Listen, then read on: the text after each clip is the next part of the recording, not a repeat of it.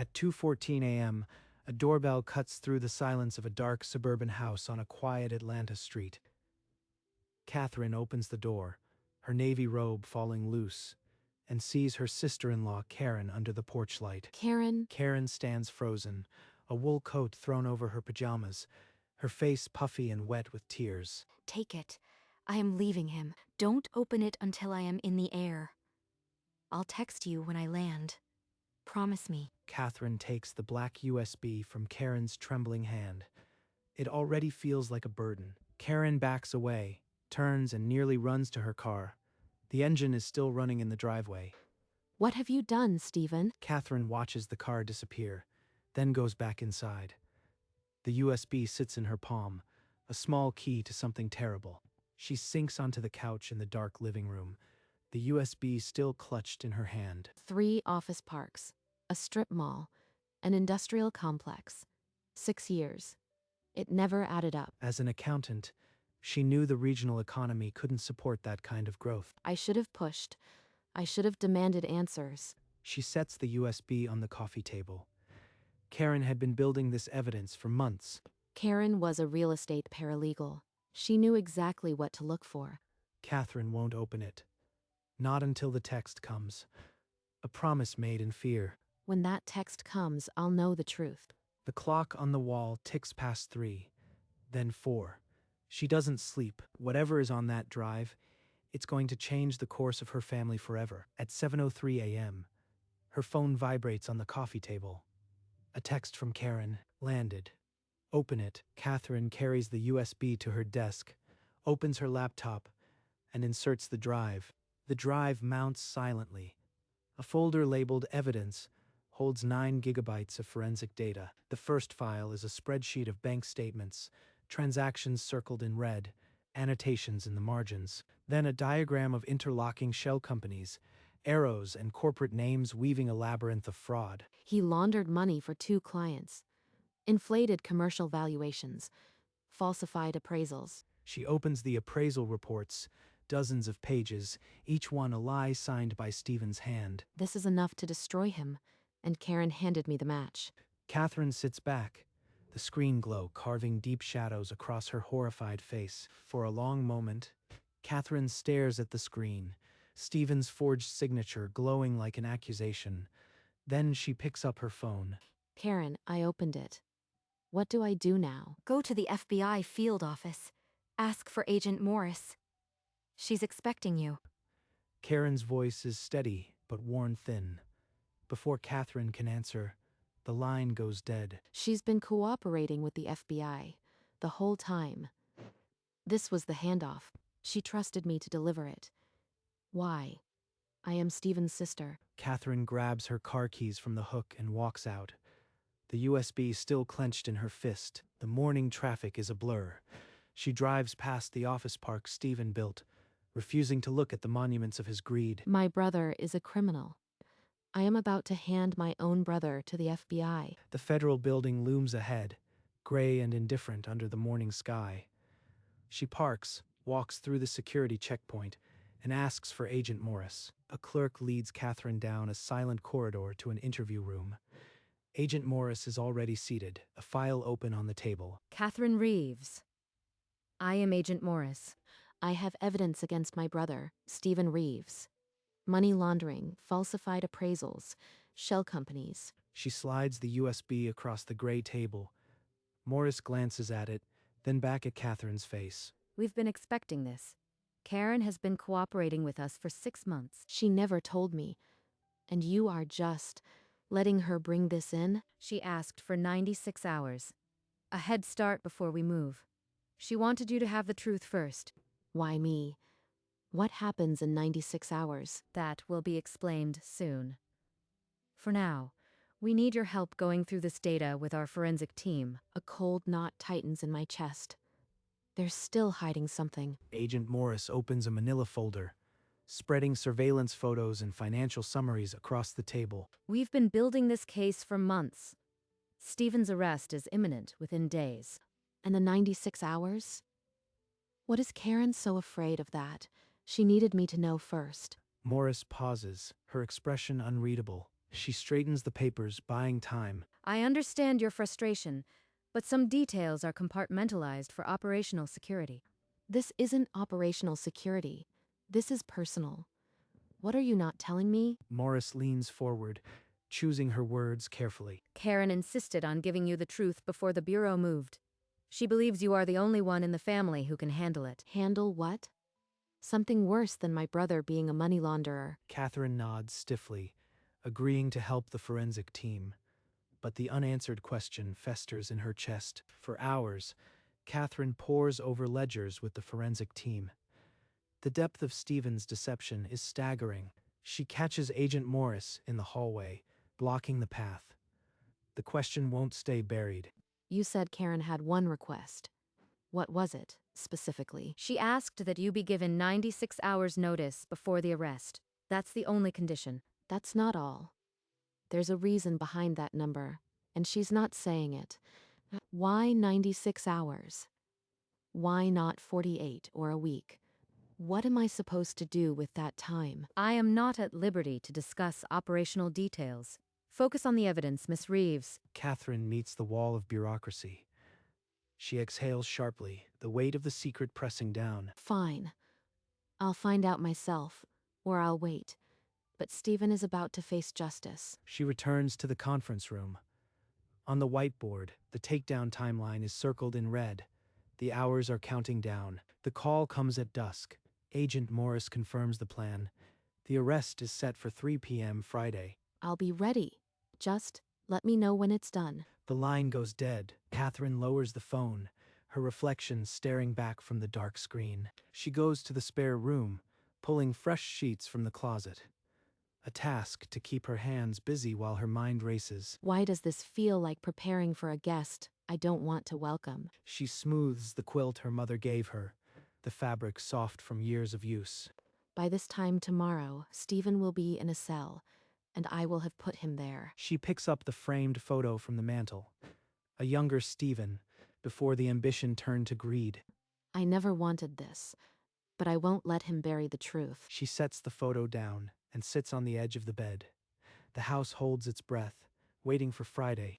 In the field office at dawn, Agent Morris slides a photograph across the table. This is why Karen asked for 96 hours. Catherine picks up the school portrait of a boy with shaggy hair and uncertain eyes. His name is Daniel Reeves.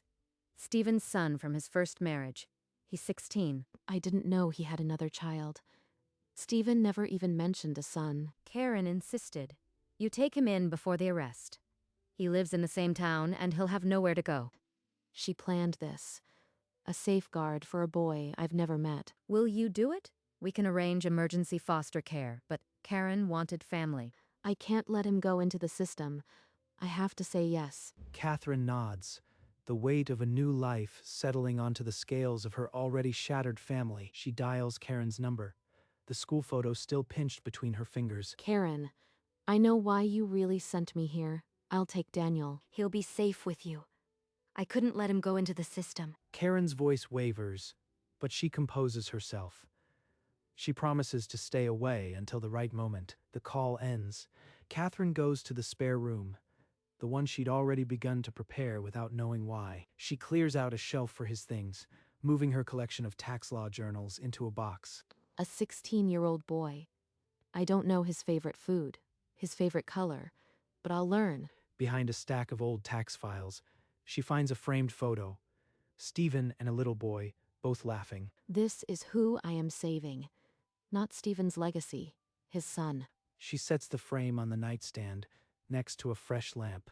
The room is ready, and so is she. The high school parking lot is a slow churn of minivans and teenagers. Catherine's sedan idles in the pickup lane, the dashboard clock ticking toward 2:45. She sees Daniel emerge, shaggy hair, backpack slung low. He recognizes her car and his stride slows. Daniel, I am your Aunt Catherine. Your father asked me to pick you up. Get in, please. My dad never said anything about an aunt picking me up. What's this about? It's complicated. Something's happened with his company. You need to stay with me for a few days. Something like what?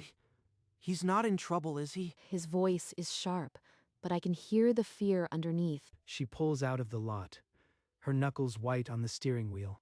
In the passenger seat, Daniel turns away, jaw tight, staring at the passing strip malls.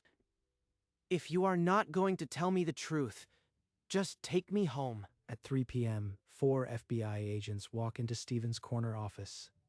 He's on the phone, a deal halfway negotiated. This can't be happening. Not today. An agent spins him around and locks the cuffs. Steven doesn't resist. The fight leaves his eyes. It's done. Catherine pulls the car to the curb, engine still running. Her hands tremor on the gearshift. Daniel, your father has been arrested. The FBI just took him from his office. That's insane. He's not a criminal. You are making this up. I saw his signature on falsified documents. He laundered millions. It's true. You were part of it, weren't you? You are the reason they came. You set him up. The drive home is a tomb. In the living room, Daniel sinks onto the couch, arms crossed, radiating a fury that fills the silence. The living room television flickers on. Catherine had turned it to avoid the silence. Instead, it shows Steven's mugshot. Breaking news. Local CEO arrested for money laundering and fraud. Turn it off. I don't want to see that. We can't ignore what happened, Daniel, but I'm here for you. You're not my family. You're the one who destroyed it. This isn't real. It can't be. Catherine reaches out, but he flinches. She retreats to the kitchen, leaving the room heavy with silence. By nightfall, Daniel retreats to the spare room. He sits on the bed, head in his hands, shoulders shaking. I can't force him to trust me. I just have to be here. The muffled sound through the door is the first time she's heard Daniel cry. By Monday, the glass doors of Reeves Commercial Real Estate wear a chain and a closed sign. 11 employees laid off. The morning paper runs a full-page spread. Atlanta mogul built empire on fraud. Steven's face stares from the front page. In the school hallway, Daniel feels the eyes before he hears the whispers. That's the Reeves kid. They all know. They're all talking about my father. He skips fifth period and sits alone in the bathroom, the cold tile pressing through his jeans. That evening, Catherine serves meatloaf. The clink of forks on plates is the only sound. How was school today? Fine. Catherine watches him push peas around his plate, the weight of her new life settling deeper. I can't fix this in a day or a week, but I am not giving up. The arraignment is held in a federal courthouse under gray skies. Steven pleads not guilty from behind a steel table. Steven sits at the defendant's table, his lawyer scribbling notes. The gallery is heavy with reporters. I have to take the stand. I have to say it all in front of him. In a closed-door prep session, she details the shell companies, the falsified appraisals. Her voice never wavers. Weeks later, Daniel breaks the silence. He barely touches his dinner. I want to see him. I need to hear him say it. That he really did those things. In the visitation room, Daniel picks up the phone. Steven's hollow eyes meet his through the glass. Daniel, I never meant for any of this to touch you. But it did. It destroyed everything. Why didn't you just tell me the truth? Steven has no answer. Daniel hangs up and walks out. Catherine waits in the idling car, her hands steady on the wheel. The jury deliberates for 2 bitter days. Catherine sits in the gallery, Daniel's hand cold in hers. The foreman stands, guilty on 5 counts of money laundering and fraud.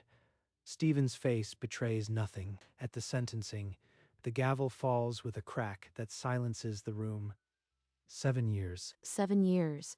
Daniel will be a man when Steven gets out. Daniel stares straight ahead, his jaw locked. Catherine squeezes his hand once. What happens to me now? You stay with me. We're a family now, whether you like it or not. He doesn't answer, but he doesn't pull away either. They walk out of the courthouse together. The cameras flash, but Catherine shields Daniel with her coat. The legal chapter is closed. Now, the real work begins. Learning to live with the wreckage. The guardianship papers are signed without ceremony. Catherine adds Daniel to her health insurance and school emergency contacts. Months pass. The shock fades into routine. Groceries, homework, Friday pizza.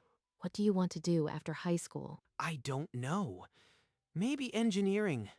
Dad always said real estate, but She hears the weight behind his unfinished sentence.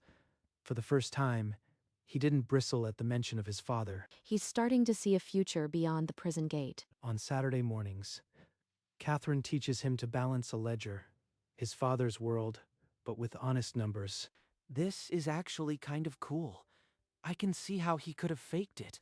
The trust grows slowly, measured in small things: a shared meal without silence, a question asked without armor. We're building something real from the ashes. Not exactly a mother and son, but something like family. The calendar on the wall moves forward 3 years.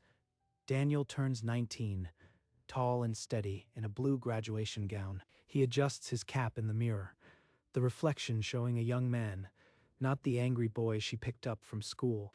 You look grown up. I am proud of you. Thanks for everything. 3 years ago, I didn't know if we'd make it here. The living room, once a battlefield of grief, now holds a graduation banner and a stack of college acceptance letters. Do you think Dad knows? He knows.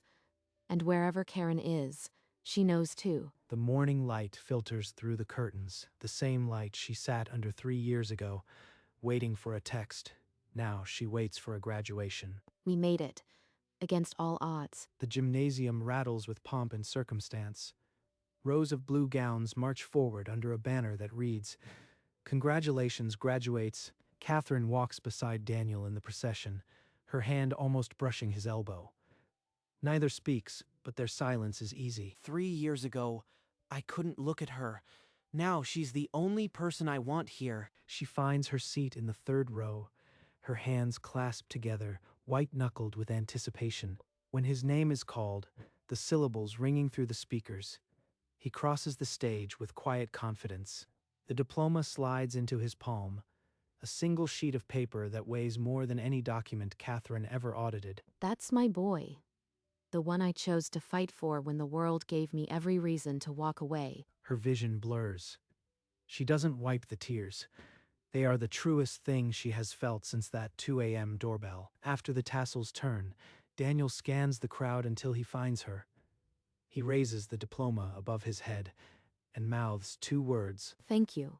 2 words that took 3 years. The gymnasium hums with celebration. Daniel and Catherine accept congratulations from a teacher. Then, near the exit, a woman in a blue dress stands still. Karen. She came. After all these years. After staying away to let us become a family. I kept my promise.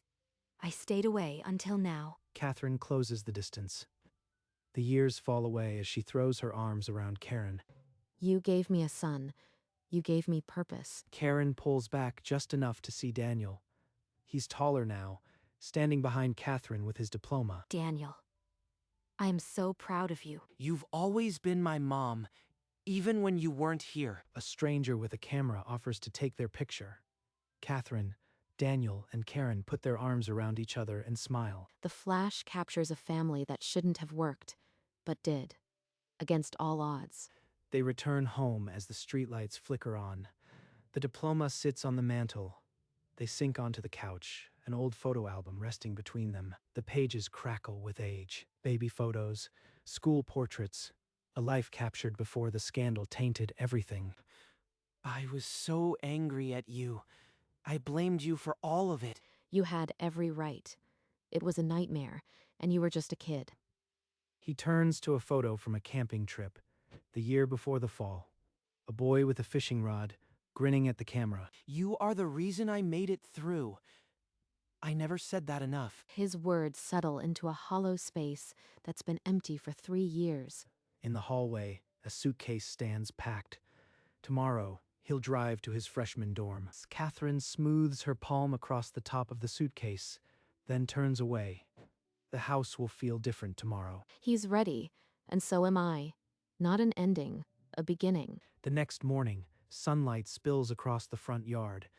Daniel loads a box into his car, the trunk already full. I'll call when I get there. Don't worry too much. I will anyway. That's my job. He gets behind the wheel. A wave. A last glance in the rearview mirror. And then the car pulls away. Catherine stands on the front porch, her hands suspended in the air until the car turns the corner.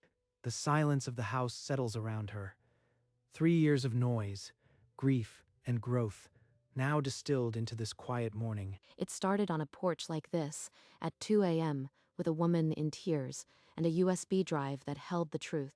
The same porch, but not the same woman. She kept her promise. She kept her promise. I kept it for all of us.